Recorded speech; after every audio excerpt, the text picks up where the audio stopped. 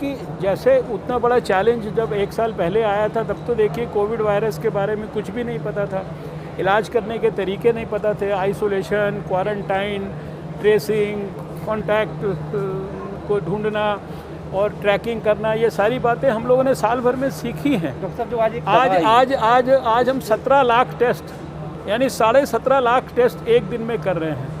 2,500 के करीब हमारी लेबॉर्ट्रीज़ की संख्या पहुंच गई है। आप कल्पना करो, साल भर पहले हमारी, जब मैं यहाँ आया था उस समय हम किस स्थिति में थे और आज देश किस तरह की स्थिति में है। आज कहीं कोई देश में ये नहीं कहता कि मेरे को N95 मास्क उपलब्ध नहीं है, PPE किट किसी डॉक्टर को अस्पताल में कोई शॉर्टेज है उसका।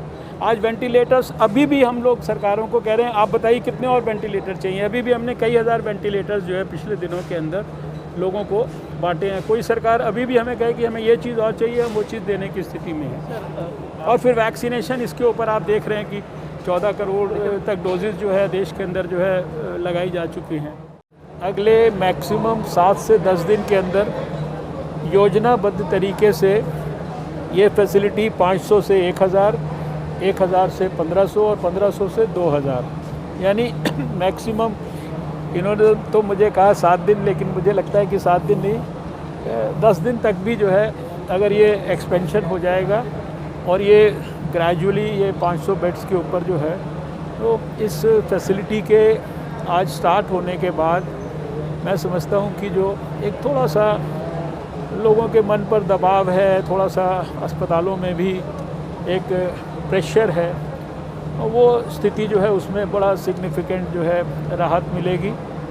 और विशेष रूप से खासकर जो दक्षिण दिल्ली के अंदर रहने वाले लोग हैं उनके लिए मेरा इस अवसर पर लोगों से इतना कहना है कि धैर्य के साथ, और 1-1.25 साल में शायद अधिकांश लोगों ने ये भी समझ लिया है कि बीमारी को धैर्य के साथ जब हम एनकाउंटर करते हैं, पेशेंस अपना लूज़ नहीं करते हैं, तो मेजॉरिटी लोग घर के अंदर ही आराम करके ठीक हो जाते हैं।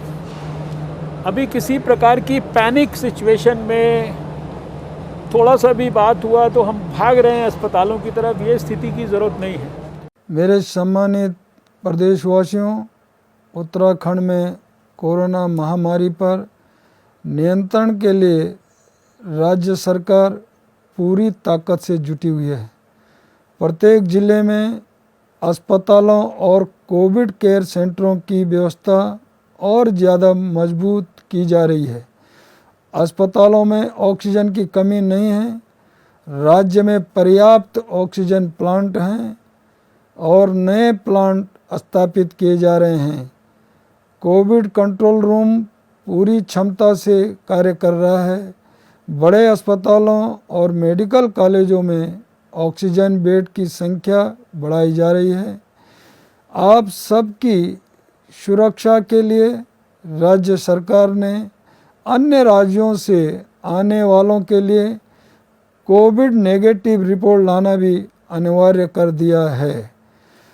यदि आप कोरोना संक्रमित हो भी जाते हैं तो घबराइए नहीं, डॉक्टर की सलाह का गंभीरता से पालन करें।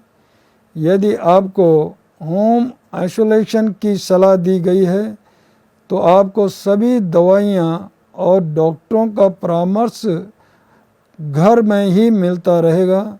दवाइयों की कालाबाजारी करने वालों के खिलाफ सख्त कार्रवाई की जाएगी। भाई और बहनों, मेरा आप सभी प्रदेशवासियों से अनुरोध है कि इस महामारी के समय प्रत्येक व्यक्ति समाज के प्रति अपनी जिम्मेदारी समझते हुए निरंतर मास्क का उपयोग करें, समय समय पर हाथ धोते रहें और 2 गज की दूरी का कड़ाई से पालन करें। मेरा युवाओं से विशेष अनुरोध है कि संकट की इस घड़ी में जरा भी लापरवाही न बरतें, वे वजह घर से बाहर न निकलें।